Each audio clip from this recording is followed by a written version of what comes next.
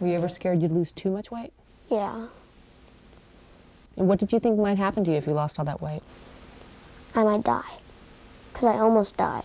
When Matthew Cornwell was only 9, he started obsessing about food. And in one summer, Matthew lost 20% of his body weight.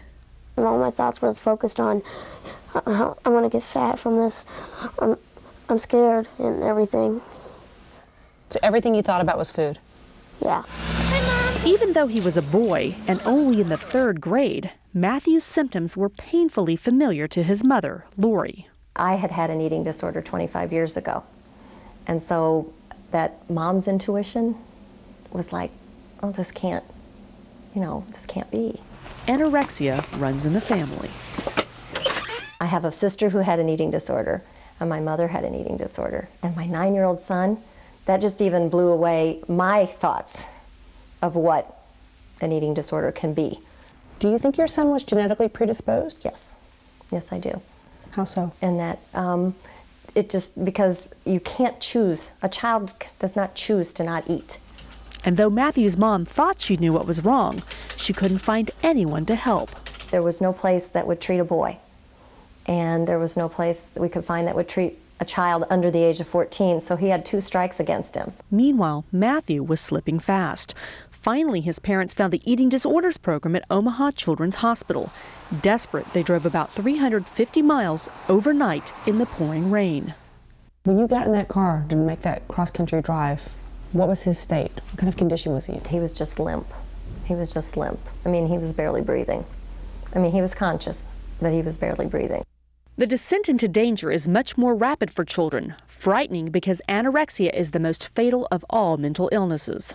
If a child is not treated quickly enough, they may have permanent damage in that they won't grow enough, their bones may be weak, their hair may fall out, their inner organs may not develop right, and they may have reproductive problems later in life. Dr. May Sokol, whose program specializes in pediatric eating disorders, says the number of young children with anorexia is increasing, while the age of onset is decreasing. It's a little bit different than typical anorexia nervosa. These tend to be kids who have a very quick onset of eating disorder symptoms. They're afraid of eating. They say they think about food, obsess about it many, many hours a day, and it just comes on pretty suddenly. According to Sokol, anorexia may be hardwired, but it's set into motion by life events. You can be born with the genes or that biological propensity or predisposition to develop anorexia, but you probably also need stressors in your environment. So is it kind of like the gun is loaded biologically and then I guess cultural influences are the bullets, so to speak? Or pull the trigger, yes. Matthew's trigger may have had something to do with his attention deficit disorder. We had moved, and kids with ADHD don't adapt well to change. And his sister left for college, and school started all in the same week, and it was just like more than he could handle. Matthew had been teased about his ADHD and didn't want it to happen again. And why were you scared of being fat? Because this kid at school, he always got made fun of, and I don't want to be made fun of like that. The treatment center was lonely for Matthew, even though there were other patients struggling with the same disease. I was the youngest one. You were the youngest one? Yep. By how much? Well, by a lot? They were between 15 and 20. And you were 9? Mm-hmm. So did you feel a lot different than they were? Mm-hmm. And how was that? Scary. I was scared. Because of his age, Matthew's doctors had to go beyond the usual treatment for anorexia. They used art and play therapy to help such a young boy express his feelings about food. So what did the doctors do at the hospital to make you feel better about that? Well, they try to give you stuff to eat. They try to put it on a bigger plate so it doesn't look like it as much. Matthew's family went through therapy too, finding small comfort that his anorexia might be genetic and not because of something he learned from them. I would love for it to be my fault, because then I could fix it. But it's just like I can't cure cancer, and I can't cure my son's eating disorder. Matthew is doing better these days, but worries about the genes he inherited, genes he might pass on.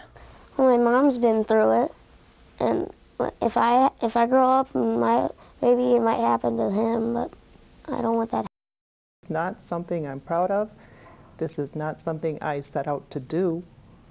It's like this urge inside of me that's just uncontrollable, and it just takes over. This wife and mother, who we're calling Lisa, says she's stolen from every job she's had since college, 9 companies in all. Why are you stealing? I don't know exactly. Sometimes it's a matter of I felt I was wronged in some way, and this was my way of getting back at them. But it became more than just trying to get even. Yes, it did. Why? I don't know. It just did. And the more I did it, the more it progressed, and the harder it got to stop. It started small, $1 here, $1 there. But it grew until it became what she calls an addiction. When you first steal, is there a little bit of a high there? Yeah, there is. Your heart really is going very, very fast. And for a few minutes, yeah, you get that feeling of satisfaction that you're smarter than they are. And then what happens? You walk out and that guilt just overtakes you. Just overtakes you. And yet you keep stealing. I keep stealing. Lisa, a bookkeeper, figures it was tens of thousands of dollars, money she says she didn't need and never planned to steal. Embezzlement takes a huge toll. It definitely is in the billions of dollars a year. Terry Schulman, a therapist and author of a new book, says this kind of embezzling is different than most employee theft because the average thief doesn't feel guilty about stealing, while those addicted usually do. Couldn't this just be an excuse for somebody who wants to steal?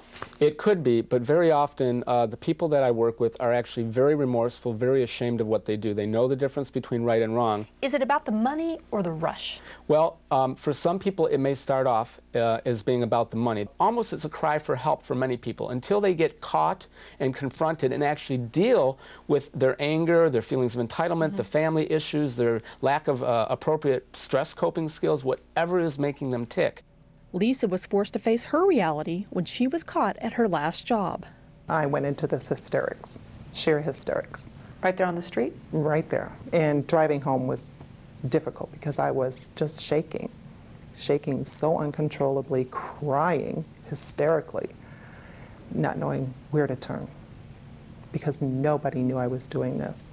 When her husband learned the truth, he threw her out. Lisa wound up in a shelter. Eventually, her husband took her back. We went through counseling, and we're okay, but he does not want to talk about this at all. This is a very sore topic with us. Now, he knows you stole from one company. Yeah. Does he know about the 8 others? No. He knows nothing. That's why this is so hard. If he ever found out, I'm toast. Well, if you can't tell your family, honestly, that's not ideal. One of my favorite sayings is you're only as sick as your secrets. But as we work together and as they get further in recovery, very often they'll hit a point where they will realize they have to come clean. Lisa is still afraid of so much, holding a job, losing her family, or even worse. So by doing this interview, you could end up in jail. Yeah. So why risk it all then? Something that needs to be told. I want everybody to know that I'm not doing this out of greed. I'm doing this because it's a problem, it's a disease, it's a condition. We were forgotten and we were left there to die, and nobody, it seemed to me that nobody was doing anything about it. Cheryl Ori was one of some 20 medical personnel in the neonatal intensive care unit, trapped inside University Hospital, fighting to take care of its most vulnerable patients, 18 tiny babies. A lot of the babies' temperatures were going down, so we had to double wrap them in blankets. As if the job wasn't tough enough under normal circumstances, after the flooding, they lost all power. The nurses would have to hold them next to them in order for them to maintain their temperature. So you're using their body heat to warm Right, them. exactly. Nothing worked. No baby monitors, no lab tests, no phones. Cheryl could use a cell phone, but only to text message her best friend in Denver. I was just real afraid because I knew what was going on, and when the power went out, it really scared me. So Joni tried desperately to reach authorities to send in help.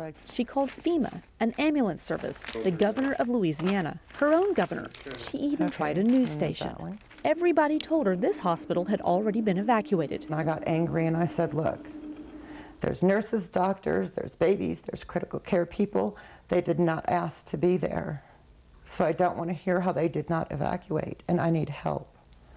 The babies were surviving, but we were all talking amongst ourselves how they were starting to get a little bit quiet, and we were getting a little concerned. With temperatures soaring, hospital staff cut their scrubs into shorts. They ate very little. One morning we had Pop-Tarts and applesauce, and another day they gave a little scoop of tuna and some pears. Desperate, they put signs in the windows. They shined flashlights at night, hoping to be noticed by someone, anyone. Then Thursday, a ray of hope. A boat came to rescue them, 4 babies at a time. Now picture it's raining. We've got these little babies out in the open. They're already cold. The rain's getting on them, they're getting wet. And could they die? Yes, most definitely. The boat pulled up to one hospital, but was turned away. So they motored to another. There were about 7 or 8 men with guns yelling at us, telling us to get out of there and go back. One of the other nurses shouted back. She said, I hope y'all burn in hell for this. That was your baby. You wouldn't want your baby to be left behind either. Seeing no alternative, they went back to University Hospital. Cheryl fell apart and called her friend using the one cell phone that worked. A voice I'll never forget as long as I live. I said, we're going to die here. They're going to leave us here. We're never going to get out of here. They tried to take us, and we got turned away by gunpoint. I was hysterical. I was frantic. But Joni had finally found someone willing to listen. John Mattasino, the head of the Louisiana Hospital Association. And Cheryl made a frantic call to him. She was screaming, crying. I could barely understand what she was saying. She said, I need help, and I need somebody to come help us. I need somebody to come help us with these babies. The next day, Friday, the help finally arrived. The whole weight of our world was just lifted off of our shoulders. As we were flying through the air, I mean, the sense of relief, knowing that this was actually getting done, finally. I don't think there was any more anger left. For the parents, it was pure joy to see their babies again. Keisha Williams and Terrence Harris say that Cheryl and the rest of the staff are true heroes. Thank you, university nurses and doctors. Cheryl doesn't see it that way. I wouldn't say I'm a hero. I would say I was just doing what I thought needed to be done in a time of need. Couple guys that we were with, you know, they said it was, you know, something fun to do, and there was another girl that was with me. She's like, I heard it makes you skinny. Okay, well, let's do it. That split-second decision changed 16-year-old Samantha Rizzo's life forever. So, you try it. Did you have any idea what the consequences would be? No, even if I did have some idea of what it could do to you, I didn't care. It made me skinny, and it worked. Sam's perceptions about her own body had troubled her for years.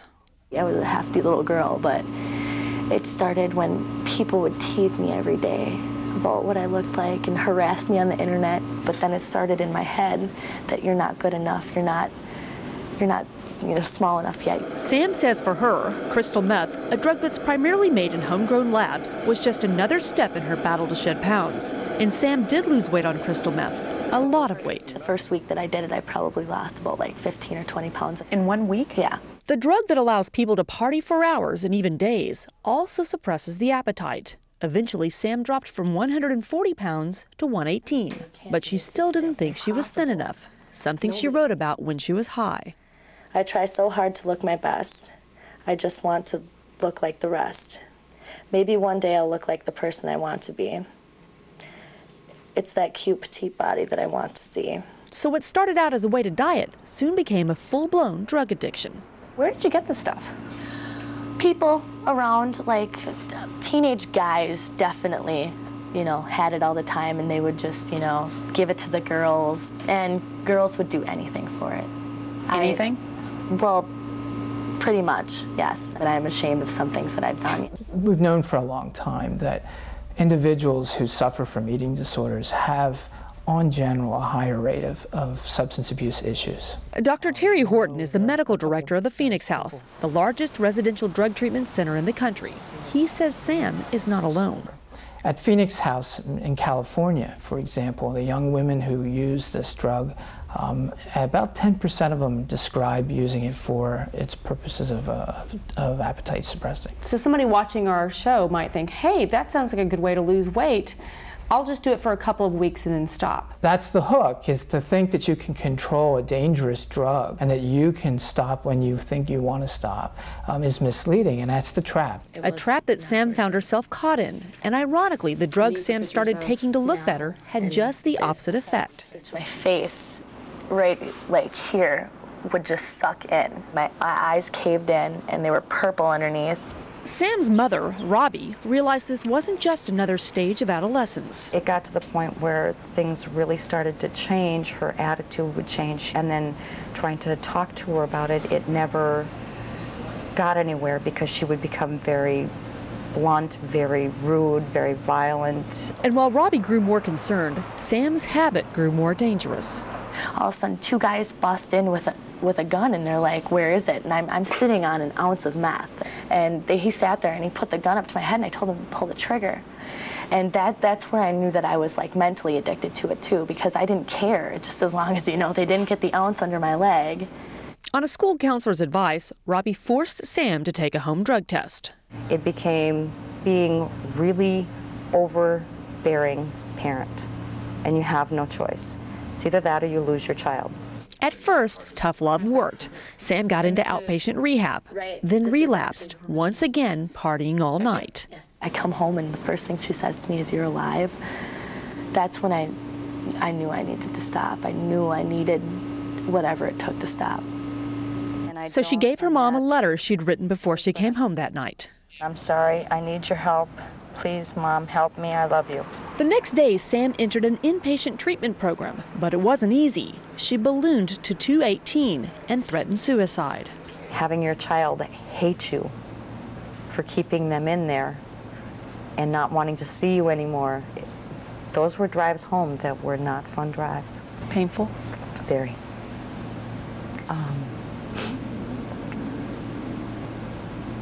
The outcome was worth it. So. Because you got your daughter back. I got my daughter back. With a year and a half of hard work, Sam is back and has lost 50 pounds the good old-fashioned way, through diet and exercise. She's on the road to success. I graduated last year, and I made up 2 years of school in 8 months. So I know that if I try hard enough, I'll be able to do it. And she will. For The Early Show, Melinda Murphy, CBS News, North St. Paul, Minnesota. I graduated from 8th grade a couple years later, and he wasn't there for that. And he wasn't there for prom. And I just got married in September, and he wasn't there for that. This is really tough. Christy lost her father when she was 12 years old. Dave Windle died 3 weeks after having gastric bypass surgery. I had to come home and had to tell the kids that their dad died was very, very hard. According to Windle's wife, Kathy, it wasn't supposed to turn out this way. They told us it was major surgery, but they said, you know, you're going to be home in 3 days. Windle's surgery was July 17, 1998. His stomach was reduced to the size of an egg and his intestines were rerouted. The surgeon told Kathy the operation went well, but within days, Windle's health worsened. He was transferred to a second hospital, where a CAT scan revealed a large abscess. Windle was treated, but his health continued to decline. Did he know what was happening to him? I think so, because I still remember, and I still see this in my mind, when they're shutting everything down, and there was nothing else they could do. I was talking to him, and I saw a tear come out of his eye, and I mean, it still stays with me. Dave Windle died 3 weeks after his surgery. He was 38. The official cause of death, abscess, pneumonia, and a pulmonary embolism. Was Dave Windle's case a complete anomaly? Not really. A recent study by researchers at the University of Washington found that 1 in 50 people die within 1 month of having gastric bypass surgery. And that number jumps nearly 5-fold when the surgeon is inexperienced. You want to know basically as much information about the surgeon's background as you can. Anyone who evades your question, you get up and you walk out. Attorney Herman Praskier represented Kathy Windle in her lawsuit against her husband's surgeon and the hospital. It settled days into the trial and was the first of a dozen gastric bypass malpractice cases he's handled. The most common problem in bariatric surgeries, in the cases I take, is that the post-operative care was insufficient. Nora Malone is Praskier's most recent client. She tried to talk her husband Ron out of the surgery. I said, let's go, let's just go. And she said, oh, I'll be okay, honey. You'll be so proud of me when I get out of here. Nora met her husband when he was a naval officer stationed in the Philippines in 1973. They had 3 daughters. When they went to talk to the doctors, they came back thinking it was a good thing. You know, he'd get off his high blood pressure medicine, his diabetes medicine. Malone had laparoscopic gastric bypass surgery just before Thanksgiving 2003. They said there's no risk. They said there was no risk? No. But days after the surgery, Malone became very ill. Doctors told his family there was a leak and operated again. He didn't improve. And I said, I think you have to do something, doctor. He said, Mrs. Malone, trust me, your husband is okay. On December 9, 2003, Ron Malone died during his 3rd surgery. The official cause of death, cardiac arrest. More accurately, Malone died from complications of gastric bypass surgery. There is a risk of a leak following gastric bypass that can be fatal. Dr. Harvey Sugarman is a retired bariatric surgeon and the president of the American Society for Bariatric Surgery. He says early diagnosis of a problem is the key. I think some doctors got into it without adequate training and experience and felt that they could do this. Is the ASBS concerned? The ASBS is very concerned about deaths after obesity surgery.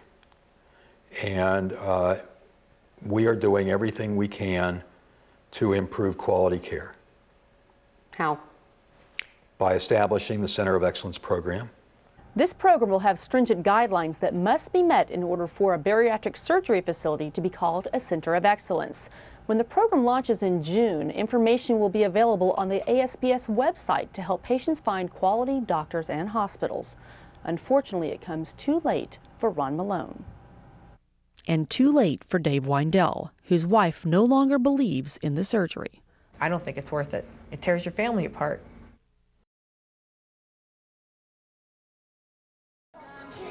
Gloria Cahill is living in a whole new world since she dropped 130 pounds, thanks to gastric bypass surgery. You can get close up to that. What does it say? The size? 6. Nowadays, Gloria relishes shopping in stores she used to avoid, like Ann Taylor Loft. And even better, You look great. she has something to shop for. Talk to me about the difference in dating between when you were heavy and now. I do. That's the difference. That's it. That's the big one. But Gloria didn't have the surgery to look good. She did it to save her life. You see, her mother's death was complicated by morbid obesity. It is not an alternative to dieting. It's an alternative to desperation.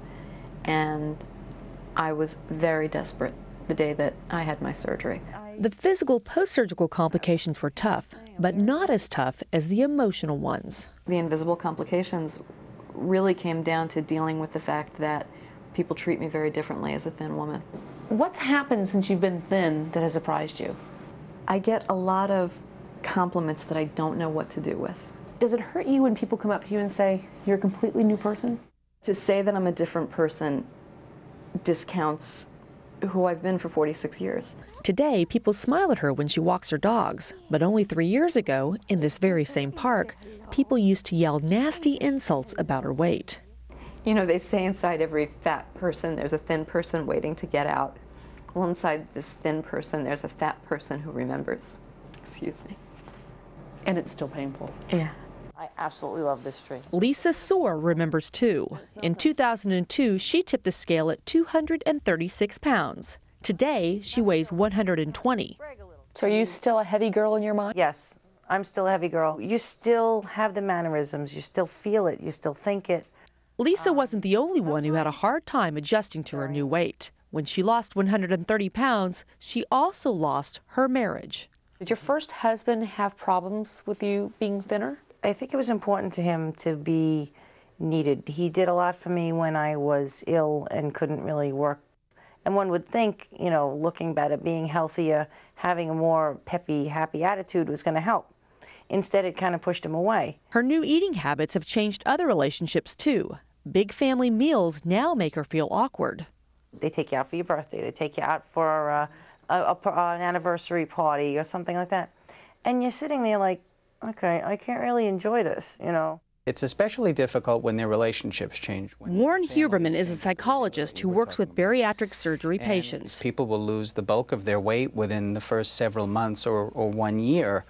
Yet to make the changes of getting accustomed to this new body and how you relate to friends, family, and the world, and how they relate to you often takes much longer than the year. Huberman says patients need to understand the weight loss can't solve all their problems. There's emotional work to be done, too. I don't think I'll ever have the confidence of someone who's been thin all their life. But Lisa did work up the confidence to buy her first bikini. Ironically, this salesman became her second husband, Barry Soar. Now, do you think he would have talked to you if you look like this still? I don't. I think he would have definitely talked to me. Whether the conversation would have involved dancing and dating, I doubt it. I just love the inside of her and not how she looks. Of course, it's better if she's gonna look like this, but... It gives you just such a happy feeling to know that you made it back. Hello. Gloria Cahill agrees, but says that just like when she was heavy, she doesn't want to be judged by her weight alone. I relish it, I glory in it, all that stuff is great.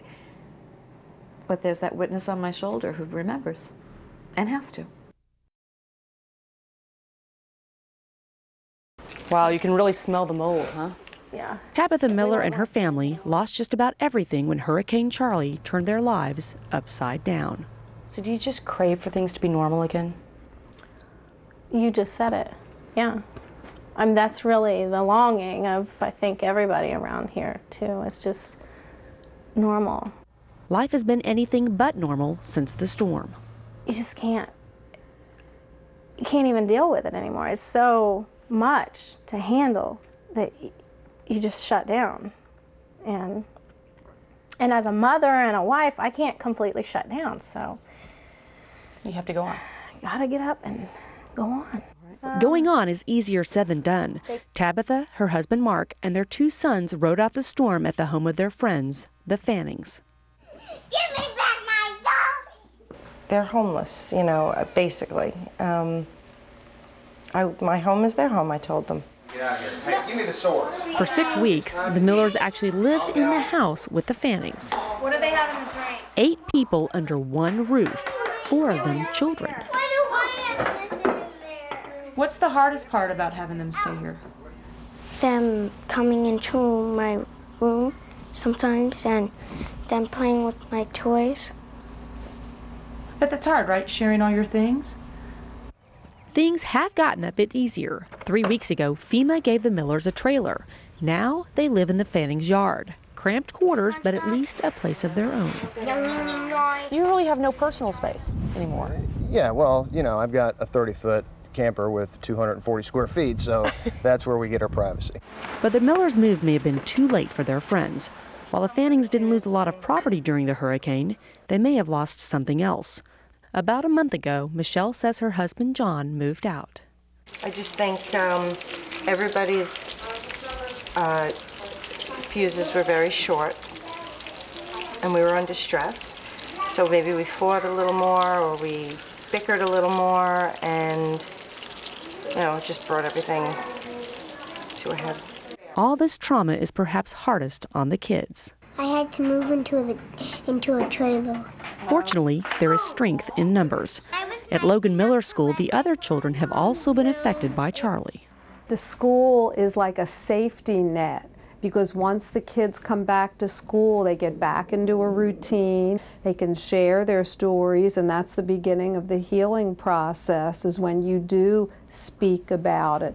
Sherry Sirkin is a counselor for the Punta Gorda schools. If something scary happens, friends, what's the best thing to do about it? She's still helping children put the storm behind them. One of your friends, and then your friend might tell a grown-up. Throughout Punta Gorda, the sounds of hammers signal life is moving on, and Tabatha Miller is ready to do just that. You can cry about it, but I mean, that's not ever going to fix anything, you know? And what we need to do is get it fixed. Repairing the battered buildings might be a quicker fix than repairing the storm-torn psyches. For The Early Show, Melinda Murphy, CBS News, Punta Gorda, Florida.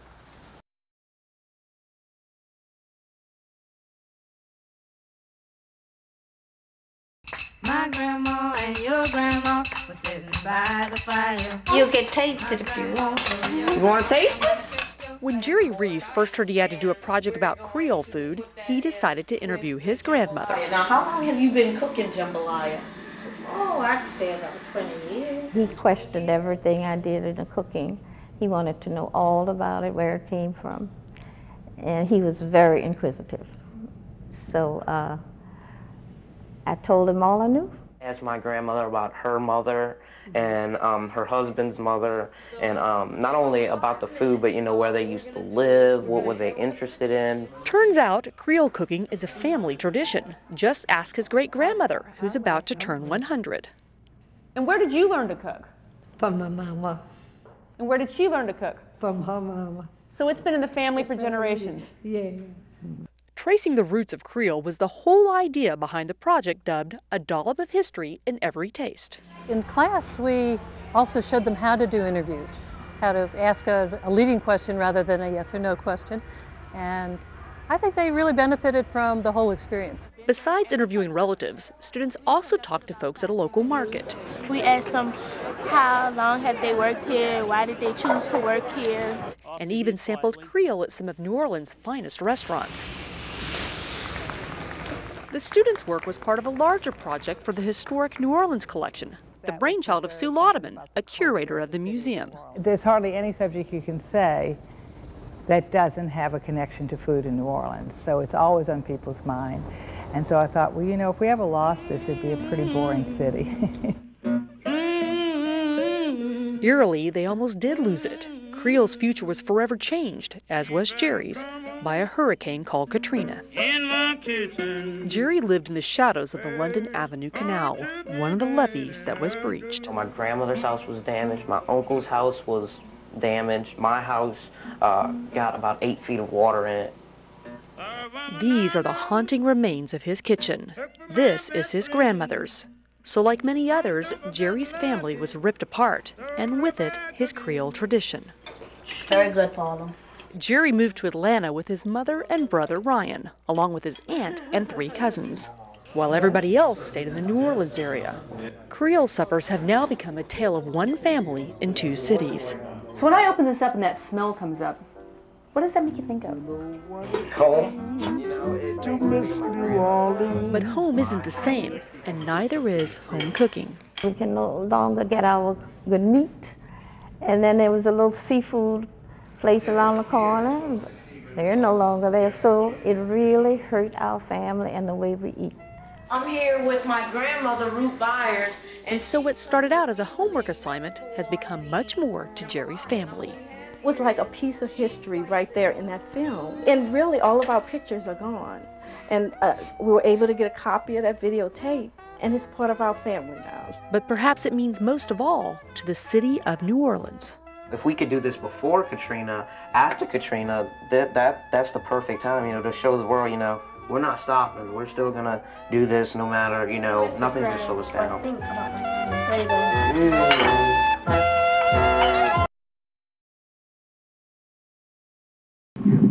A heartbeat promised joy. And then came the cry of John and Angela Field's first child. 8 pounds, 10 ounces. Michael Lawrence. Their greatest gift, a healthy baby boy.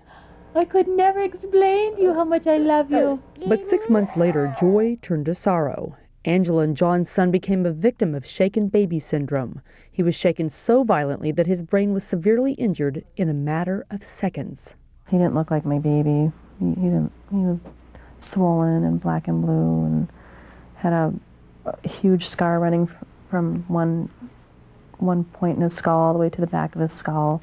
Their licensed daycare provider was eventually convicted of causing Mike's devastating brain injuries. Yeah, I like you. Now a 4-year-old with a sweet disposition, Mike struggles to do the simplest tasks because of his fluid-filled and stunted right brain. Daddy's not the best at it, is he? There's a lot of kids that make it to 11, 12 years old and they don't live any longer than that have had the, brain injuries. Dog what deep. So we don't know what the future is going to hold for him. Sure. Even though Mike's injuries were caused by someone outside the home, the majority of cases of shaken baby syndrome are caused by parents, most often by a child's father. Show me now how hard you're shaking now. I was like, stop. I was asking him to stop crying.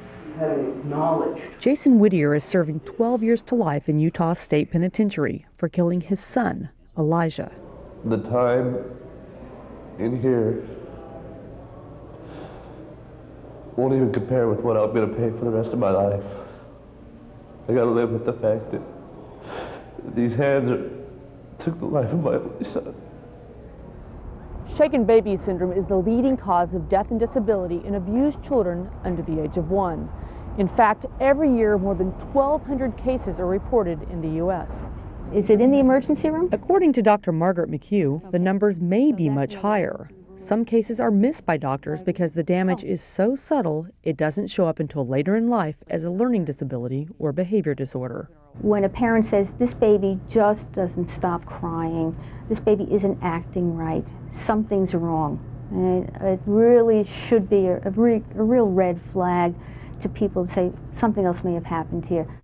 A baby's head is proportionally larger than an adult's, and the neck muscles are weaker, making the whipping action from shaking potentially lethal to the brain.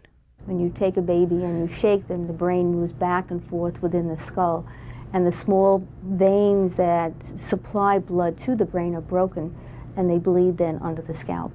This one is Vance. This was taken 9 days before he died. Matt and Shar Johnson are another couple living with the brutal consequences of shaken baby syndrome. I've never known a family or a child that had been shaken before this. A jury acquitted a daycare worker in the death of their son, Vance, a twin. Every time Vaughn reaches a milestone in his life, you miss Vance even more because you just wonder what they'd be doing together. Matt Johnson deals with his pain by telling others about shaken baby syndrome. It's 100% preventable. If you're having a bad day or whatever it might be, there are coping skills that you can utilize. Take time for yourself, put the baby in a safe place, leave the room, call somebody, but don't ever shake a baby because their effects are devastating. Johnson is also lobbying leaders in Minnesota's legislature to pass a bill to educate parents and daycare providers about shaken baby syndrome. When I look at the face of his mom and dad and the expressions and what they've gone through, we're going to pass this law. It's going to happen. Every child that's been abused in this manner, every child that's been a victim of shaken baby syndrome, this legislation, I feel like, is their voice.